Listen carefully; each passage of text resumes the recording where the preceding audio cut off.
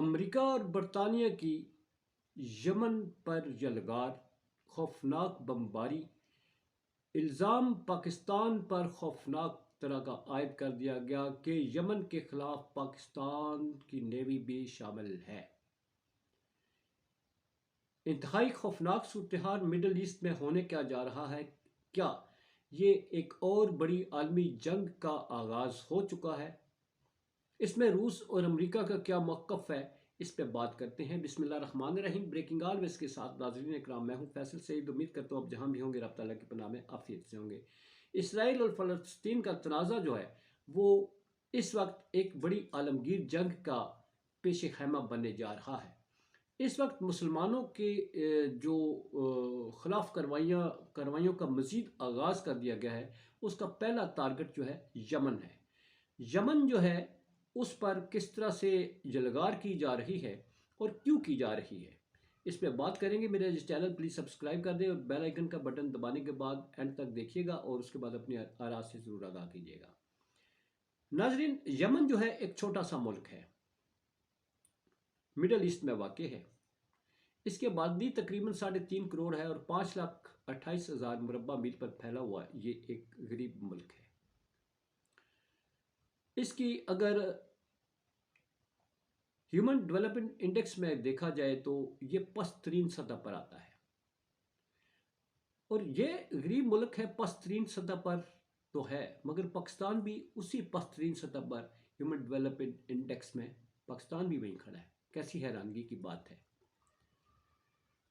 یمن جو ہے وہاں پر حوثی قبائل ہیں جی، جو اس وقت یمن کے حالات کو اپنے کنٹرول میں رکھے ہوئے ہیں۔ یاد رہے کہ ان حوثیوں نے فلسطین کی حمایت میں امریکی اور برطانوی اور باقی جتنے تجارتی جہاز ہیں بحیرہ احمر میں، ان پر حملے کیے۔ چھوٹا سا غریب ملک ہے جس نے ابھی تک جو ہے 27 کے قریب ڈرون حملے اور میزائل فائر کیے ہیں ان جہازوں پر۔ ان کو امریکہ اور برطانیہ کو ناکو چنے چبوا دیے، انہیں مجبوراً اس پر حملہ کرنا پڑا۔ آپ کو یہ بھی بتاتا چلوں کہ یمن کی جو 70% آبادی ہے وہ دہلی علاقوں میں مختلف شیٹرڈ ایریاز ہیں، اور 30% صرف جو ہے وہ شہری آبادی ہے۔ اس میں بے روزگاری ہے، غربت ہے، افلاس ہے وہاں پر۔ ان کی سب سے بڑی جو ہے ان کی ایگزسٹنس کا سورس جو ہے وہ آپ کو معلوم ہے کیا ہے، وہ تیل اور گیس ہے۔ امریکہ اور برطانیہ کے اس پر حملے کرنا کیا تیل اور گیس کے ذخائر پر قبضہ کرنے کا ایک یہ مضمون کوشش ہے؟ جیسا کہ عراق پر الزام لگایا گیا تھا کہ ان کے پاس کیمیائی ہتھیار ہیں، اور حملہ کرنے کے بعد وہاں کے تیل کے کنووں پر قبضہ کرنے کے بعد کسی بڑی مقدار میں تیل کو لیا گیا۔ اب حوثی جو ہیں، حوثیوں سے سعودی عرب کو جو ہے وہ اچھی خاصی پرابلم ہے۔ وہ حوثی جو ہیں کبھی کبھی سعودی عرب پر بھی جو ہے وہ اٹیک کر دیتے ہیں۔ سعودی عرب نے اپنے دفاع کے لیے ایک بڑی فورس بنائی ہے اسلامی ممالک پر، جو ان کی مقابلے کے لیے بنائی گئی ہے کہ حوثی جو ہیں، اب حوثیوں کا اور سعودی عرب کے ساتھ ایک پرانا تنازع چلا آ رہا ہے۔ سعودی عرب کو خطرہ پیدا یہ ہو گیا ہے کہ حوثی ری ایکشن کے طور پر سعودی عرب پر میزائل نہ فائر کر دیں، ڈرون حملے نہ کر دیں۔ سعودی عرب نے جو ہے وہ احتیاط کا جو ہے وہ مظاہرہ کرنے کی اپیل کی ہے۔ سلامتی کونسل میں وہاں پر بھی قرارداد حوثیوں کے خلاف پیش کی گیا کہ حوثی جو ہیں وہ جو بحر احمر سے جو جہاز، تجارتی جہاز گرتے ہیں، ان پر حملے بند کریں۔ مگر دلچسپی کی بات یہ ہے، یہ صرف 11 لوگوں نے اس کی حمایت میں ووٹ دیا۔ امریکہ، رشیا، چین اور کچھ دیگر ممالک جو اہم ہیں، انہوں نے ووٹنگ میں حصہ نہیں لیا۔ یہ ہے وہ قرارداد۔ حالانکہ جو فلسطین میں ہو رہا ہے اس کے خلاف کوئی قرارداد نہیں آتی کہ اسرائیل کے خلاف قرارداد پیش کی جائے اور اسرائیل کے خلاف کارروائی کی جائے۔ امریکہ اور برطانیہ جو ہیں اس وقت اسرائیل کے سب سے بڑے حمایتی ہیں، انہیں یہ توفیق نہیں ہوئی کہ اسرائیل پر اٹیک کر دیں، جس نے فلسطینیوں کا اس وقت جینا جو ہے وہ مشکل کر دیا ہے۔ فلسطین اور اسرائیل کی یہ جنگ جو ہے وہ بڑی عالمگیر جنگ کا پیش خیمہ ثابت ہو سکتی ہے۔ یہ انٹرنیشنل ماہرین جو ہیں وہ اس پر بڑی سنجیدگی سے وہ غور کر رہے ہیں، کیونکہ امریکہ اور برطانیہ کا یمن پر حملہ کر دینا اس بات کا عندیہ ہے کہ اسلامی ممالک کو للکارا گیا ہے۔ اب اس حملے میں پاکستان کو بدنام کرنے کے لیے ایک بڑی بھرپور قسم کی کوشش کی گئی ہے.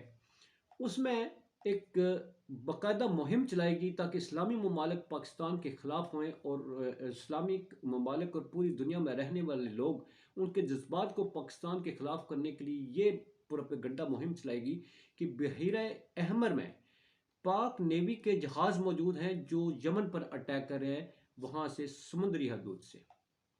یمنی جو ہیں اس بارے میں وہاں سے کس طرح کی اطلاعات ہیں ابھی تک اس کا وہ نہیں ہے، مگر ایک بھرپور مہم چلائی جا رہی ہے. اس کی پاکستان کی گورنمنٹ نے اور نیوی کی طرف سے بھرپور قسم کی تردید آئی ہے کہ یہ ایک سازش ہے پاکستان کے خلاف، اس میں پاکستان کا کوئی عمل دخل نہیں، یہ امریکن اور برطانیہ والے مل کے حملے کر رہے ہیں.